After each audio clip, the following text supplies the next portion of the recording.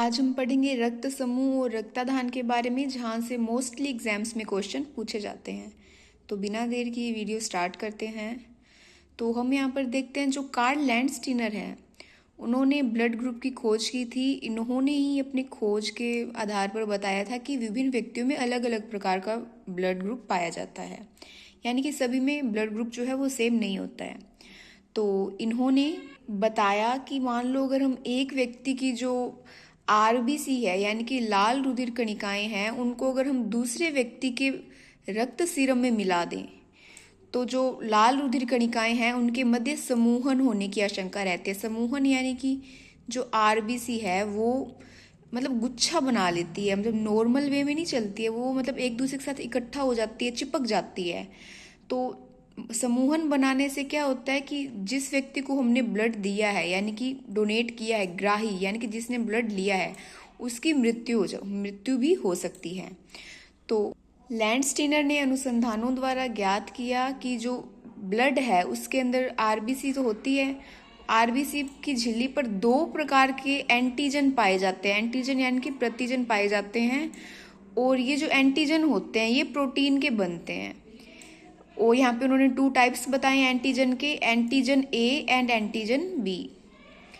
इसी प्रकार जो हमारा रुधिर सीरम है वो भी 2 प्रकार का होता है।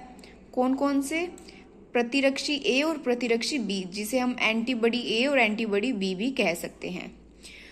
प्रतिजन की उपस्थिति के आधार पर लैंडस्टीनर ने रुधिर को 4 समूहों में बांटा है, और वो है blood group A, B, A B and O, जैसा कि आप देख सकते हैं। यहाँ पर नीचे इन्होंने जैसे ब्लड ग्रुप ए की, बी की डिटेल में थोड़ा दिया हुआ है, ये हम अभी आगे देखते हैं, क्योंकि आगे हम इनका सारणी के अंदर हम इसका अध्ययन अच्छे से करेंगे।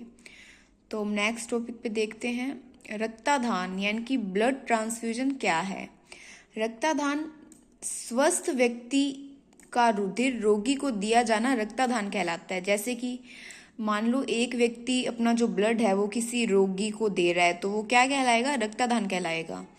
नेक्स्ट हम देखते हैं रक्त समूहन के बारे में। तो हम देखते हैं कि प्रतिरक्षी तंत्र में विशिष्ट प्रकार के प्रतिरक्षी विशिष्ट प्रतिजन के प्रति प्रतिक्रिया दर्शाते हैं। इसी कारण सीरम में उपस्थित प्रतिरक्षी स्वयं के रुधिर वर्ग के अतिरिक्त अन्य प्रतिजन वाले रुधिर के रक्तदान का प्रतिरोध करते हैं। यहाँ पर समझाया गया एग्जाम्पल देके कि रुधिरग्राही का जैसे ब्लड ग्रुप ए है, ए ब्लड ग्रुप में प्रतिजन ए पाया जाता है, जो कि हम नीचे भी सारणी आएगी उसमें हम आराम से देखेंगे। तो जो ए ब्लड ग्रुप वाले हैं उनमें एंटीजन ए होता है और एंटीबॉडी होती है बी। तो देखते हैं कि जैसे रोगी जो है वो ए वर्ग का है और उसके सीरम में बी प्रकार की एंटीबॉडी मिलेगी। इस व्यक्ति में रुधिर वर्ग बी, यानी कि उसमें क्या मिलेगी? एंटीजन होगा बी और एंटीबॉडी होगी स्मॉल ए। तो जैसे हम मान लो उनको ब्लड जो है उसमें देते हैं, तो इसमें उसकी जो एंटीबॉडी है वो इसका विरोध करेगी। इस स्थिति को क्या कहते हैं? प्रतिजन प्रतिरक्षी परस्पर क्रिया के नाम से हम जानते हैं इसको। प्रतिजन प्रतिरक्षी की परस्पर क्रिया से जो आरबीसी है वो आपस में चिपकने लगती है। इसे क्या कहते हैं? रक्त समूहन। यानी कि जो आरबीसी है वो नॉर्मल प्रवाह में चलने की बजाय एक दूसरे के साथ चिपक जाती है, यानी कि गुच्छा सा बना लेते हैं, उसे हम कहते हैं रक्त समूहन। इसी कारण ग्राही की रुधिर वाहिनियों के अवरुद्ध होने से उसकी मृत्यु भी हो सकती है। आगे देखते हैं, ये रही जो सारणी, इसके अकॉर्डिंग हम इजीली समझ सकते हैं। इसे आप चाहो तो स्क्रीनशॉट ले ले, ये बहुत ज़्यादा इम्पोर्टेंट है हमारे आज के इस चैप्टर में। अगर आपको ये समझ में आ जाती है तो समझ लो आपको पूरा चैप्टर समझ में आ गया, आपको इसे लर्न करना पड़ेगा।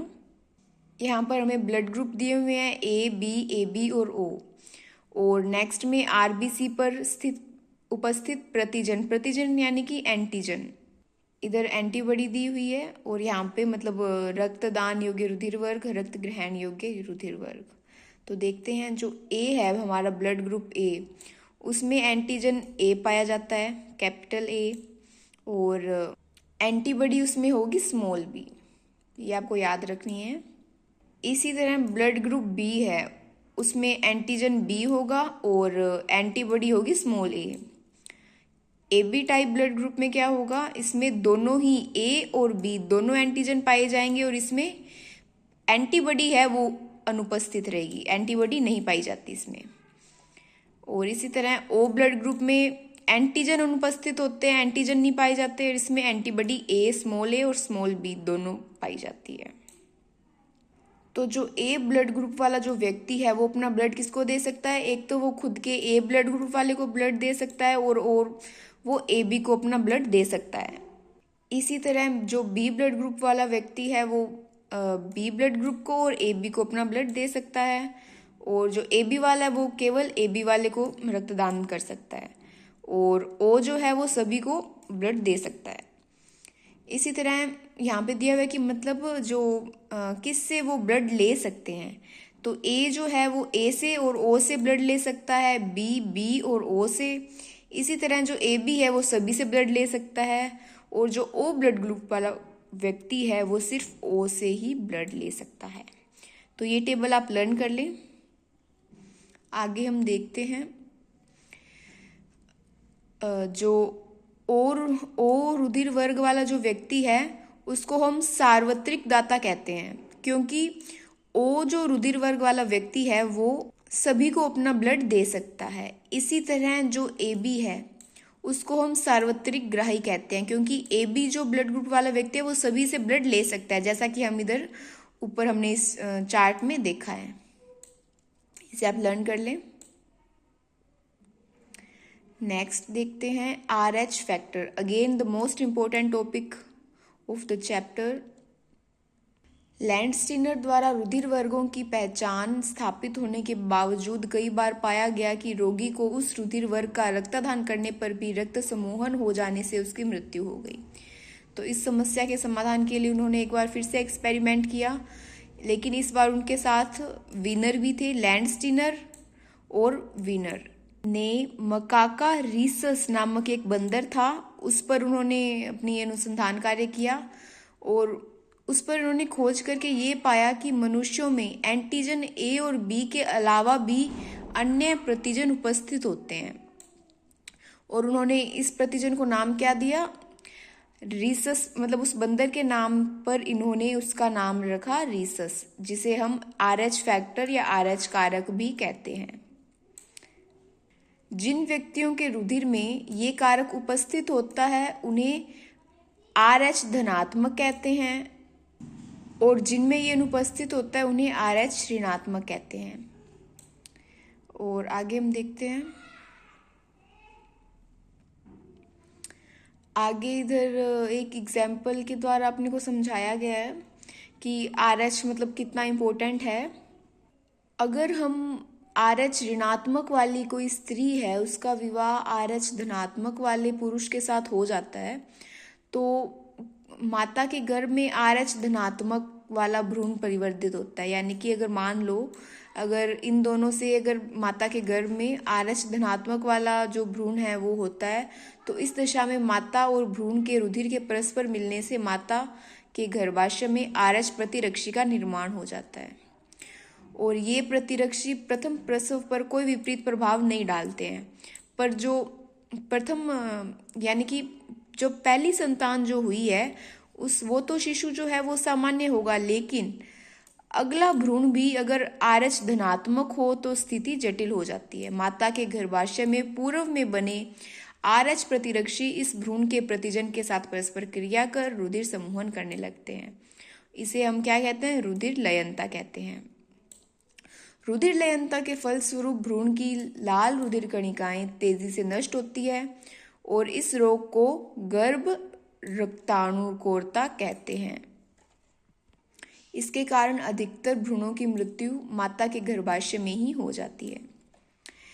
इस रोग से ग्रसित वे शिशु जो जीवित उत्पन्न होते हैं अत्यधिक कमजोर और रक्तहीनता से ग्रसित होते हैं। इन शिशुओं की यकृत वाहिनियों के अवरुद्ध हो जाने से इन्हें यकृत शोथ या हिपेटाइटिस भी हो जाता है। इस समस्या का सबसे आसान समाधान क्या है कि RH ऋणात्मक वाली स्त्री से RH धनात्मक वाला शिशु उत्पन्न होते ही माता को 24 घंटे के भीतर अपूर्ण प्रति RH-O का इंजेक्शन लगवाया जाए, ताकि भविष्य में अगर उसकी दोबारा कोई RH धनात्मक वाली संतान होती है तो उस पर इसका इफेक्ट ना पड़े। तो इसीलिए 24 घंटे के भीतर ये इंजेक्शन लगवाना बहुत इंपॉर्टेंट हो जाता है। और आगे हम देखते हैं रुधिर वर्ग का आनुवांशिक महत्व। मनुष्य में रुधिर वर्गों का नियंत्रण एक जीन के 3 विकल्पियों द्वारा होता है। इन्हें विकल्पी IA, IB, IO या II से प्रदर्शित किया जाता है। ये आप लर्न कर लें। इन्हीं के कारण हमारे जो रुधिर तंत्र है उसको ABO प्रकार का रुधिर तंत्र कहा जाता है।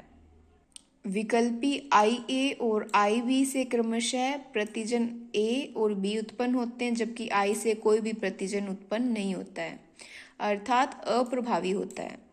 और इन्हीं विकल्पी की उपस्थिति के आधार पर मनुष्य में 6 प्रकार के जीन प्रारूप पाए जाते हैं। ये मोस्ट इम्पोर्टेंट है, बहुत एग्जाम्स में पूछा भी गया है कि मनुष्य में कितने विकल्पी या पाए जाते हैं, कितने प्रकार के होते हैं। तो ये आप लर्न कर लें। जो ब्लड ग्रुप A है वो 2 जीन प्रारूपों से बनता है। ये या तो IA हो सकता है और IA या I हो सकता है।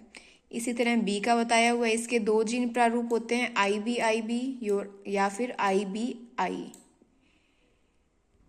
और जो AB है वो केवल एक जीन प्रारूप IA और IB, और रुधिर वर्ग जो O है वो एक जीन प्रारूप II से मिलता है।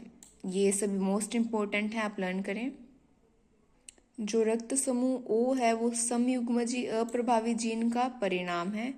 इन जीन प्रारूपों की वंशागति मेंडल के नियमों के अनुसार ही होती है। तो मैंने आपको इस चैप्टर की मोस्ट इम्पोर्टेंट लाइंस आपको मैंने पढ़ा दी है। मोस्टली क्वेश्चन इधर से ही आएंगे और आप इनका स्क्रीनशॉट ले सकते हैं ताकि आप इन्हें बाद में लर्न भी कर सकें। Thank you.